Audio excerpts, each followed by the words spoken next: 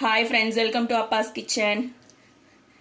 இப்போ சக்கரவள்ளி கிழங்கு சீசனு. சக்கரவள்ளி கிழங்கு சீசனில் சக்கரவள்ளி கிழங்கு வாங்கி வேக வச்சு வச்சுருக்கேன். சில கிழங்கு இனிக்காமல் இருக்கும், வெறும் மாவு மாதிரி இருக்கும். சிலது நல்லா இனிக்கும். மாவு மாதிரி உள்ளது பசங்களுக்கு கொடுத்தா சாப்பிட மாட்டாங்க. அதை நம்ம ஒரு ஸ்நாக்ஸ் ஐட்டமாக மாற்றிடலாம். இப்போ சக்கரவள்ளி கிழங்கு வேக வச்சதை இந்த மாதிரி ஒரு பாத்திரத்தில் போட்டு மசிச்சுக்கிறேன்.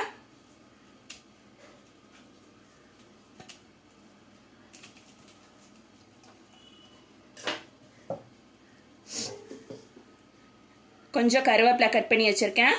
4 பச்சை மிளகாய் எடுத்திருக்கேன். ஒரு வெங்காயம் எடுத்திருக்கேன். வெங்காயத்தை ரஃபாக கட் பண்ணிக்கலாம்.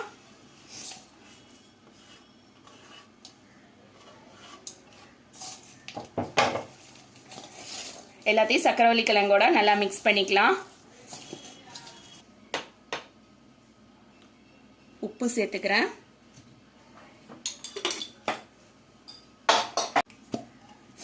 கொஞ்சமாக பெருங்காயத்தூள் சேர்த்துக்கிறேன். தண்ணி எதுவும் சேர்க்கக்கூடாது. நல்லா மிக்ஸ் பண்ணிக்கலாம்.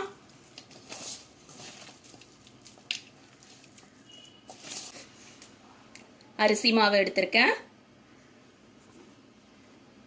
அரிசி மாவு சேர்த்துட்டு, நீங்கள் கடையில் வாங்கின அரிசி மாவு இருந்தாலும் பரவாயில்ல, நல்லா மிக்ஸ் பண்ணிவிடுங்க. தண்ணி எதுவும் சேர்க்க வேணாம். பிசைஞ்சதுக்கப்புறமா இந்த மாதிரி சின்ன சின்னதாக உருட்டிக்கோங்க. ரொம்ப பெருசாக போட்டுற வேண்டாம். இந்த சைஸ் பால் போதும். இது மாதிரி உருட்டி வச்சுக்கிறேன். நம்ம சக்கரவள்ளி கிழங்கு எவ்வளோ எடுத்துருக்கோமோ அதுக்கு தகுந்த அளவுக்கு தான் அரிசி மாவு சேர்க்கணும். அரிசி மாவு கூட சேர்க்கக்கூடாது. அரிசி மாவை நம்ம கொஞ்சம் கொஞ்சமாக சேர்த்து பிசைஞ்சதுக்கப்புறமா நமக்கு ஓரளவு உருட்டுறதுக்கு மாவு ரெடி ஆகிடும். அதுதான் பதம். அந்த அளவுக்கு நீங்கள் அரிசி மாவு சேர்த்துக்கோங்க. இப்போ நான் மாவை எல்லாத்தையும் உருட்டிட்டு மொத்தமாக அதுக்கப்புறம் எண்ணெயில் பொரிக்கும் போது காட்டுறேன்.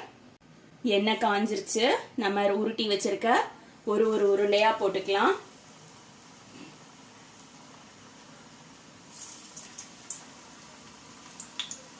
அடுப்பு மீடியம் ஃப்ளேமில் தான் எரியணும். ஹை ஃப்ளேமில் எரியக்கூடாது.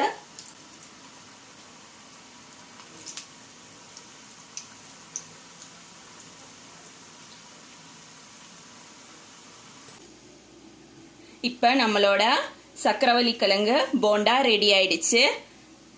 வெளி போர்ஷன் நல்லா கிறிஸ்பியாக இருக்கும். ஒன்று உடச்சி காட்டுறேன் பாருங்க. உள்ள நல்லா சாஃப்டாக இருக்கும்.